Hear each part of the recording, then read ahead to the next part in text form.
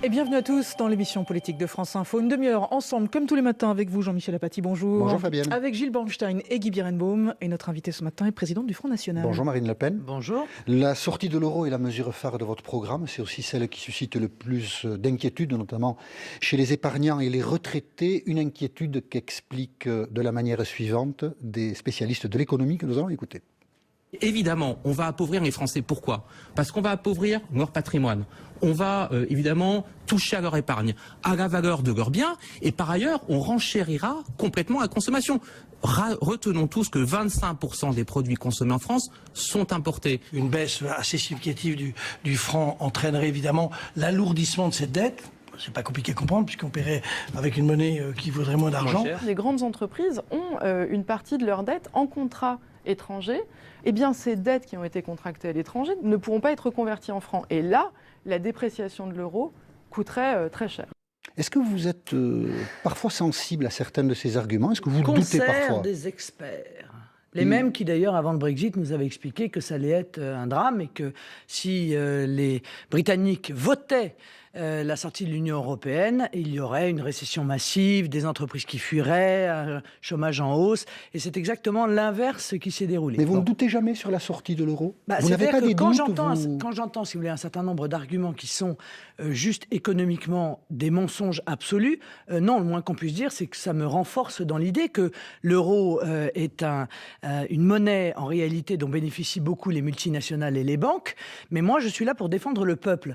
Et je conçois d'ailleurs que les intérêts des banques et des multinationales puissent être contraires à l'intérêt du peuple. Mais moi, je veux être présidente de la République française pour défendre les intérêts du peuple et pas pour défendre les intérêts des multinationales et des banques. Vous voyez, quand par exemple j'entends dire une baisse significative du franc va entraîner, alors je relis, une baisse de l'épargne, de la valeur des biens, etc. Si le franc se dévalue, ça aura des conséquences sur l'épargne. D'abord, de combien le franc se dévaluerait-il ? Ça, c'est déjà la première question qu'elle ne répondent pas. L'OFCE a répondu. Vous convenez qu'il se dévaluerait dans toutes les hypothèses ? Bien sûr. Le FMI y a répondu. Entre 7 et 11%. Bon, donc on ne peut pas dire que c'est une baisse significative. Quelle influence ça a sur l'épargne ? C'est pas mal, 10% de baisse. Non, mais d'accord, mais... Quand vous êtes épargnant ? D'accord, non mais parfait. D'accord. Alors, l'euro a baissé de 25% dans les 2 dernières années. Est-ce que votre patrimoine a baissé de 25% ? Est-ce que votre épargne a baissé de 25% ? Mon pouvoir d'achat, en tout cas, a baissé si l'euro a baissé. La preuve que non. Voilà, non, c'est pas vrai. Ah non, bon ? ça n'est pas vrai. C'est indifférent. Ça n'est pas vrai. Et puis, il ne parle jamais des éléments très positifs du retour à une monnaie nationale. Évidemment, les exportations, je vous signale quand même que notre déficit extérieur a battu un record au mois de janvier, 50 milliards d'euros. Mais c'est considérable. C'est pas le seul mois de janvier. Et c'est considérable. Pas le seul mois de janvier, 50 milliards d'euros. Non mais d'accord, mais en janvier, c'est le record. 50 milliards d'euros. Or, tout ça, ça a une influence sur l'économie de la France, ça a une influence sur l'emploi, évidemment. Donc, moi, je veux bien tout ce qu'on veut, mais l'euro, on nous l'avait vendu, et les mêmes d'ailleurs, qui viennent là nous expliquer qu'une monnaie nationale serait catastrophique, nous avaient vendu que l'arrivée de l'euro entraînerait la hausse de l'emploi, la hausse du pouvoir d'achat, etc., qu'ont vu les Français.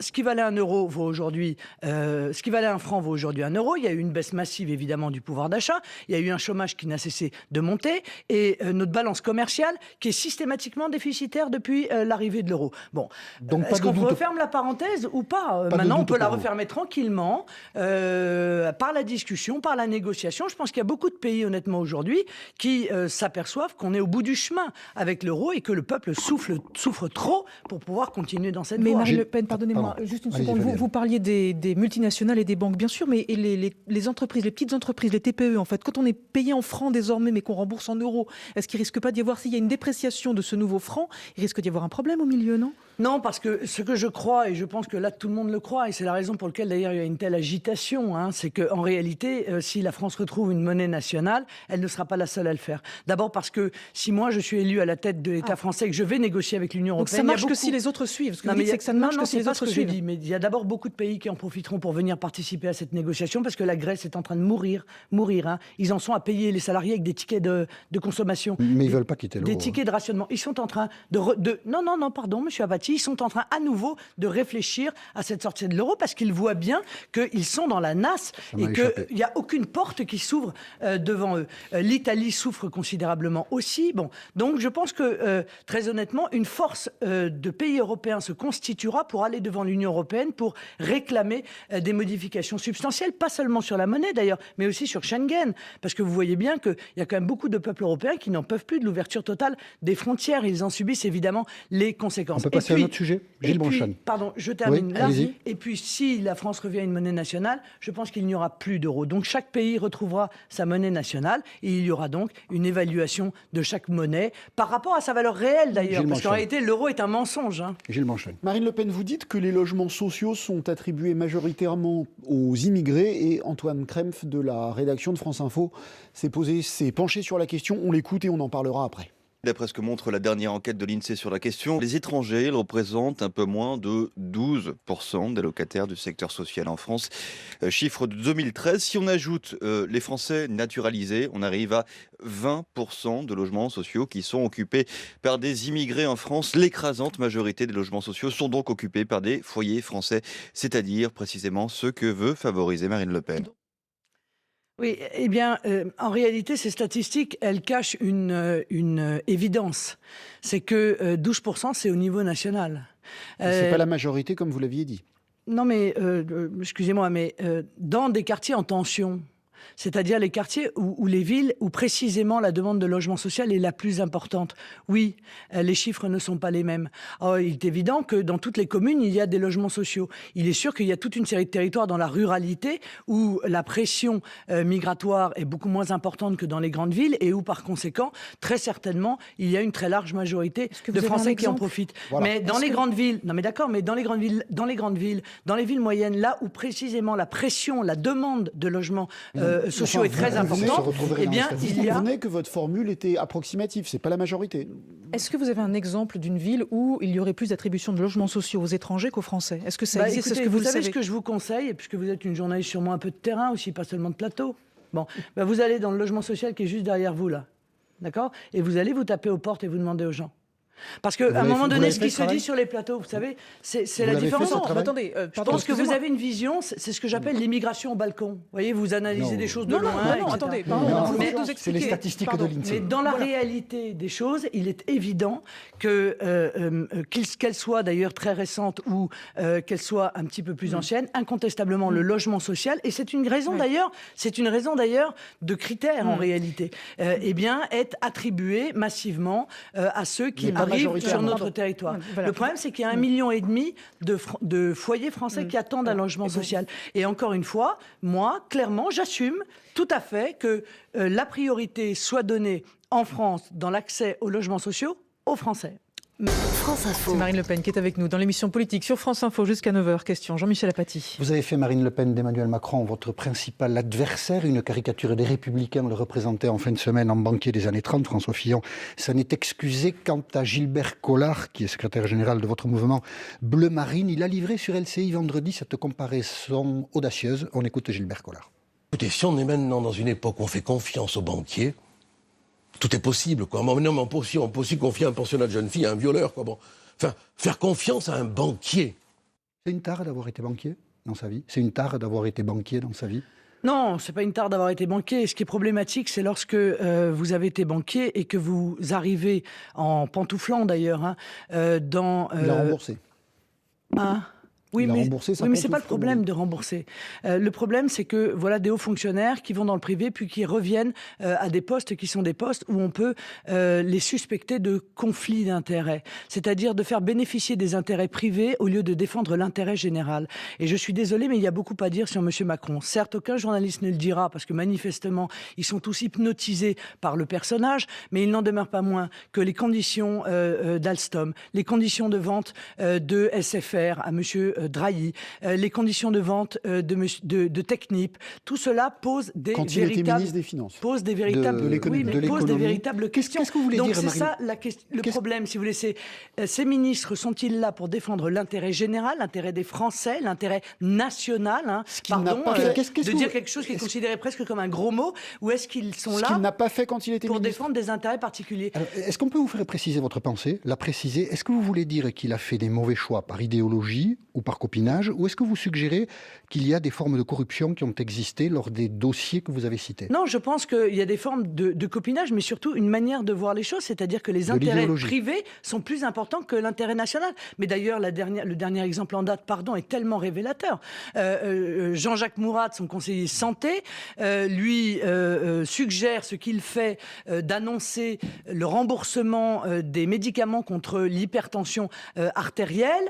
Il le fait, donc il promet le remboursement intégral de cela. Et comme par hasard, il se trouve que M. Mourad est un des plus grands lobbyistes du laboratoire Servier, qui lui-même a quasiment le monopole sur ces médicaments de lutte contre l'hypertension. Moi, c'est ça qui m'inquiète. C'est cela que je voudrais dire aux Français. Attention, parce que vous avez là des candidats qui ne sont pas là pour vous défendre, mais qui vont profiter de leur place pour pouvoir permettre à des grands intérêts privés, à la grande finance, de mettre la main sur notre pays et en quelque sorte d'y faire des affaires, évidemment à votre détriment. Tout ça est extrêmement inquiétant et on retrouve à peu près les mêmes problématiques autour de M. Fillon, avec M. Ladrette de la Charrière, bien sûr, avec M. De Castres, bien sûr.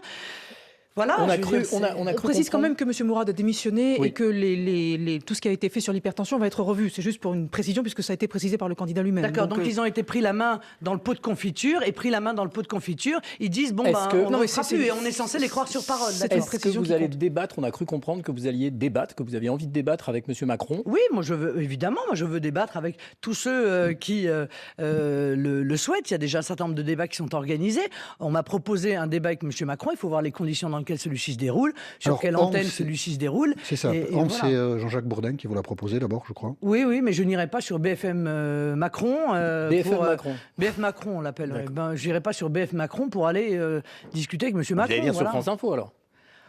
Oui, enfin... Sur France 2 Oui, enfin, je vais avoir du mal. Hein. Vous n'avez que l'embarras du choix. Non, mais justement, j'ai pas l'embarras du choix. Je vais avoir beaucoup de mal parce que il se trouve que M. Macron a, avec toute une série de dirigeants de groupes de presse, que ce soit France Télévisions, que ce soit Radio France, que ce soit le groupe de M. Drahi, des amitiés qui font qu'on se pose la question de savoir si des débats se dérouleraient dans des conditions de neutralité qui sont pourtant exigées par la démocratie. Elles le seront parce que bien évidemment. Si des amitiés existent, ce que je ne sais pas, les amitiés ne vont pas jusqu'aux consignes. Mais si vous le savez. Et en tout cas, nous sommes libres pour poser nos questions. Et sur BFM, je signale qu'on s'est beaucoup moqué de BFM ces derniers mois parce qu'il recevrait trop Florian Philippot. Donc, vous voyez, le monde des médias, est plus compliqué que il n'y a qu'un malheur, parfois. si vous voulez, c'est que les chiffres sont là. Hein. Vous me parlez des chiffres, alors parlons-en. Moi, j'ai eu le 4e temps d'antenne de manière globale. Hein. On a toute essayé, radio Madame Le Pen, et toute télévision. Non. Moi et mes soutiens, monsieur. Moi et mes soutiens. Parce qu'on c'est a la essayé de loi. vous inviter. Non, mais monsieur, monsieur, c'est la loi. Florian Moi Philippot, et mes soutiens. allez. Nous avons eu le 4e temps de parole. Le 4e temps de faute parole. d'avoir essayé Alors de vous que inviter. le mouvement que je préside a été premier dans les 3 dernières élections, que je suis régulièrement donné en tête dans les sondages. Donc voilà, Oui, il y a ça manifestement vous une réussit. volonté, encore une fois. Ça vous réussit pas mal de ne pas être invité. Ce qui me réussit pas mal, c'est l'outrance des attaques dont je fais l'objet, Monsieur Apathy, de la part des médias, et l'évidente deux poids, deux mesures qui existe, parce que les Français ne sont pas dupes, vous savez. Hein. Ils ont une bonne capacité de jugement et ils voient bien lorsque Monsieur Macron est interrogé sur TF1 avec une Anne-Laure Coudray qui le mange des yeux en lui disant « Mais monsieur, qu'est-ce que vous êtes bon en économie ?» puisque vous avez... Ah bah oui, non, mais c'était un truc absolument sexiste. Non, mais c'était hallucinant, je veux dire. Vous qui êtes très bon en économie, puisque vous avez été ministre de l'économie. Non, Alors, mais quand on entend quelque chose comme ça, c'est pas exact, c'est pas comme ça. Alors, il a été ministre de l'économie, mais ça pourrait peut-être servir à un certain nombre de personnes à lui demander mais quels sont vos résultats en économie, parce que les résultats sont pitoyables en économie. Il est quand même le responsable, non pas d'ailleurs de la seule période où il a été ministre, mais des 5 ans de François Hollande, puisqu'avant il était conseiller économie de François Hollande. Donc la hausse des impôts et des taxes, le nombre de chômeurs du mandat de François Hollande, l'effondrement de l'agriculture, tout cela, il en est en partie responsable. Un autre candidat se plaint des médias, François Fillon. Absolument, François Fillon et son histoire de costume ce week-end, interrogé sur Europe 1 ce matin, il a dit qu'en gros, la question ne se posait pas, on l'écoute. Oui, c'est tout à fait faux. Mais est-ce qu'on peut clarifier qui est cet ami pour éteindre la polémique? D'abord, je vais pas vous répondre sur ces sujets. C'est ma vie privée. Enfin, ça ne regarde personne. J'ai parfaitement le droit de me faire offrir un costume par un ami. En fait, c'est pas interdit. C'est absolument pas interdit. La seule question qui se Doit-il faire la lumière sur cette personne qui lui a offert pour une somme assez importante de costumes ? Bon, écoutez, ce qui est intéressant dans l'ensemble des affaires Fillon, c'est qu'en réalité, il s'avère que sa personnalité semble se dessiner et ce dessin est assez éloigné de l'image qu'il donnait de lui-même. Voilà. Moi, dès le début de cette affaire, j'ai d'ailleurs dit, le problème de M. Fillon, c'est pas la justice, c'est pas l'enquête. Le problème de M. Fillon, c'est qu'il se révèle qu'il est un homme qui aime l'argent et que ça, c'est très différent, très éloigné de l'image austère qu'il voulait donner de lui-même. Et je pense qu'en cela, il a, semble-t-il, en partie trompé les électeurs qui avaient été attirés, séduits par cette posture austère. Est-ce que c'est une curiosité légitime ou malsaine de lui demander qui paye vos costumes? Est-ce qu'on a envie d'un président de la République indépendant ou pas? C'est toute la question, est de savoir si derrière cela, il n'y a pas, là encore, une forme de conflit d'intérêts. C'est-à-dire, est-ce que l'ancien président de Fitch, l'agence de notation dont il veut faire le ministre de l'économie, donc c'est intéressant de savoir ça. Donc c'est intéressant parce qu'il faut savoir si les candidats sont libres de tout lien, de toute pression, de tout renvoi d'ascenseur. Je pense que c'est un élément effectivement essentiel du débat. Il est intéressant de connaître le nom de cette personne d'après vous. Bah oui, si c'est un ami personnel, qui est d'ailleurs pas trop un ami, parce qu'il se prononce d'une manière assez étrange. Il dit François Fillon m'a demandé de lui acheter. Alors moi je ne sais pas, un cadeau, c'est pas comme ça normalement que ça se fait, mais enfin bon, il doit y avoir d'autres mœurs, je pense. Marine Le Pen, vous restez avec nous, il est 8h50. Victor Maté pour 1 minute. France Info. Marine Le Pen est avec nous jusqu'à 9h sur France Info. Jean-Michel Apathy, question. Parmi la liste des parrainages qui vous sont favorables, Marine Le Pen, figure celui de votre père, Jean-Marie Le Pen, qui explique que finalement il vous parraine à cause du virage... Ça faisait longtemps que vous ne m'aviez pas parlé de Jean-Marie Le Pen, monsieur Apathy, ça me manquait. Ça ne vous gêne pas? Non, mais on peut en parler je sais que vous aimez bien, ça me fait plaisir de vous faire plaisir. Oui, parce que je sais qu'une fois nous avons eu un accrochage tous les deux, mais c'était avant que vous excluiez votre père. Oui, effectivement, je m'en souviens. Donc il explique son parrainage par le virage identitaire de votre campagne. Oui, mais il veut faire... Est-ce que vous êtes heureuse du soutien de votre père? Non, mais écoutez, il veut faire parler de lui. D'accord. Et ça marche, monsieur Apathy. Mais pourquoi c'est une question tabou? Non, c'est pas tabou, mais au milieu des 600 parrainages que j'aurais obtenus... C'est pas anodin que votre père vous soutienne? Vous l'avez exclu de votre parti? Oui, c'est pas anodin qui vous soutienne. Je peux pas vous expliquer. Plaisir. Vous en avez parlé avec lui? C'est pas un problème de plaisir ou pas plaisir, c'est qu'on va y passer 5 minutes et que c'est exactement l'objectif qui est le sien. Non, pas 5 minutes. Oh, voilà, vous voyez, on n'a passé même pas 1 minute. Voilà. Politique, le journal du dimanche rapporte que vous auriez dîné avec Nicolas Dupont-Aignan. Alors, c'est très simple, est-ce que c'est vrai ou faux? Non, mais d'abord, c'est faux, mais excusez-moi, c'est faux, vous trouvez que c'est une question politique? Oui, parce que ça peut préfigurer une alliance politique. C'est-à-dire que moi, vous me posez une question sur les retraites, sur la fiscalité, sur l'immigration, sur la sécurité, sur le terrorisme. Ça, c'est politique. Ça, honnêtement, c'est de la rumeur. Vous n'avez pas... Vous adorez ça, je sais, mais honnêtement, est-ce que les Français vont aller voter en se disant je vais voter parce que j'ai appris que Marine Le Pen a ou n'a pas dîné avec monsieur Dupont-Aignan? Moi, je pense qu'ils iront voter en disant je vais voter parce que je voudrais savoir qui est capable de préserver ma retraite, qui est capable de préserver mon épargne, qui est capable d'assurer la sécurité de mes enfants, qui est capable de lutter résolument contre le terrorisme. C'est vous qui perdez du temps, il est déjà 53. Qu'un candidat dîne avec un autre, c'est pas une information anodine. Donc on vous demande, si vous voulez pas répondre, vous voulez pas répondre, on passe à une autre question, c'est pas grave. Mais moi j'aimerais bien savoir avec qui vous dînez, vous, monsieur Apathy.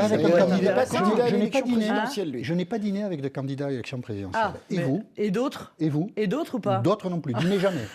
Ne m'invitez pas à dîner, je refuserai. C'est pas le problème. Non pas pour être désobligeant, mais par principe. Et vous, avez-vous dîné avec un candidat à l'élection présidentielle? Non, je n'ai pas dîné avec un candidat. Très bien. Les deux diplomates, l'ambassadeur de France au Japon et l'ambassadeur de France... Oui. On peut poser la question? Oui, non, mais je vous aux en prie, États-Unis, allez-y. D'accord. On dit qu'il ne servirait plus l'État si vous en preniez la tête. Et vous-même, vous avez eu vis-à-vis des fonctionnaires, c'était à Nantes il y a quelque temps, 15 jours, des propos assez menaçants. On vous écoute. Je veux dire publiquement, ici, aux fonctionnaires, à qui un personnel politique aux abois demande d'utiliser les pouvoirs d'État pour surveiller les opposants, ou organiser à leur encontre des persécutions, des coups tordus ou des cabales d'État, de se garder de participer à de telles dérives, car elles sont totalement illégales. Et vous trouvez que c'est menaçant, vous, de rappeler la loi ? Ce propos a été reçu comme une menace. Oui. Non, pas du tout, monsieur. Je peux vous dire que l'immense majorité des fonctionnaires ne se sont pas du tout sentis visés par ces propos. Je parle là de fonctionnaires, encore une fois, qui, à la demande de pouvoir politique, agiraient illégalement. Est-ce que le fait pour un candidat à la présidentielle de réclamer que la loi soit respectée est aujourd'hui, dans notre pays, considéré comme une menace ? Alors ça veut dire qu'on est dans une totale inversion des valeurs. Vous avez noté des comportements illégaux de fonctionnaires ? À quel moment ? Monsieur Apathy, ouvrez le journal le matin. Et vous verrez l'intégralité des procès-verbaux d'enquête ou d'instruction qui s'y retrouvent. C'est pas une violation de la loi, ça ? Ça fait 40 ans que ça dure. Ça s'appelle une violation du secret de l'instruction. Elle n'est pas forcément le fait des fonctionnaires, madame. Moi, je suis désolé. Vous trouvez normal ? Madame Le Pen, non. Quand des avocats ont accès au dossier, je ne suis pas fonctionnaire. Non. Vous êtes avocate derrière la formation. Non. Pendant les enquêtes, les avocats n'ont pas accès au dossier. Alors, la vraie question, c'est les 19 procès-verbaux qui sont retrouvés de M. Fillon dans le JDD. Est-ce que là, ça n'est pas une violation de la loi ? Est-ce que tous les citoyens attachés à l'état de droit ne devraient pas en appeler au respect de la loi ? Il est quand même inouï que moi qui défends l'état de droit, je me fasse accuser, en réalité, de réclamer le respect de la loi. Je trouve ça fou, mais ça en dit long sur la déliquescence de l'esprit public dans notre pays. Les fuites sur le secret de l'instruction sont quand même extrêmement anciennes. Mais il y a des tas de comportements, monsieur, qui sont anciens, c'est vrai. Monsieur Mitterrand, qui avait fait écouter massivement ses adversaires politiques, c'était scandaleux. Mais faut-il quand même transformer, encore une fois, cela en qualité ou en vertu ? Non. Ça reste, encore une fois, des violations qui, en démocratie, sont inadmissibles. Il est toujours, encore une fois, bon de le rappeler. Mais ceux qui ne commettent pas d'illégalité, croyez-moi, ne se sont pas du tout sentis visés. On s'interroge toujours parce qu'il s'agit d'élire une personne à la tête de l'État sur la personnalité de ceux qui souhaitent être président de la République. Libye Lanbaum. Ce d'autant que vous avez eu des propos assez intéressants il y a quelques minutes sur la personnalité de François Fillon en disant que c'était quelqu'un qui n'était pas finalement aussi austère qu'il en avait l'air. Alors en 2015, Libération et Le Monde nous avaient appris que vous auriez, j'emploie le conditionnel, un autre compte Twitter que le vôtre, sous le nom de... Pardonnez-moi d'essayer de terminer une question. Dan Lalane. Est-ce que vous pouvez... C'est inutile de soupirer, Mme Le Pen, c'est une question.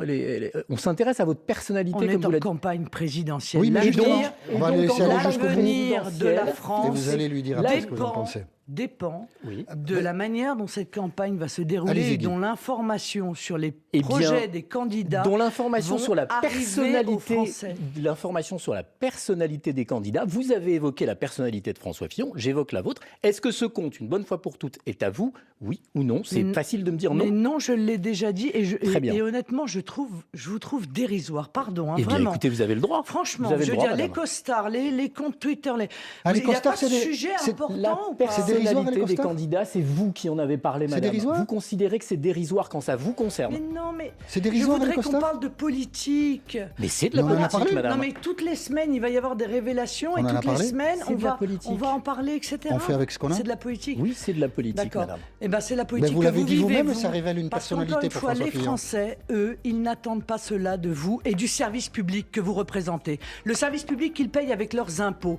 Ils attendent de l'information sur les projets des candidats. Vous considérez que ça n'est pas de l'information. Un tel ou un tel, de la retraite, de l'insécurité, du terrorisme, des jeunes, du logement. De l'euro avec lequel on a eu 2 questions sur l'intégralité de l'émission. C'est décevant. Il faut venir plus souvent, madame Le Pen. C'est décevant pour moi, c'est décevant pour ceux qui nous écoutent. Non, je ne suis pas sûr, parce que vous ne pouvez pas savoir ce que pensent ceux qui nous écoutent. Vous ne pouvez pas tout savoir. Mais merci d'avoir accepté notre invitation. Okay. Et merci à tous et on se retrouve demain.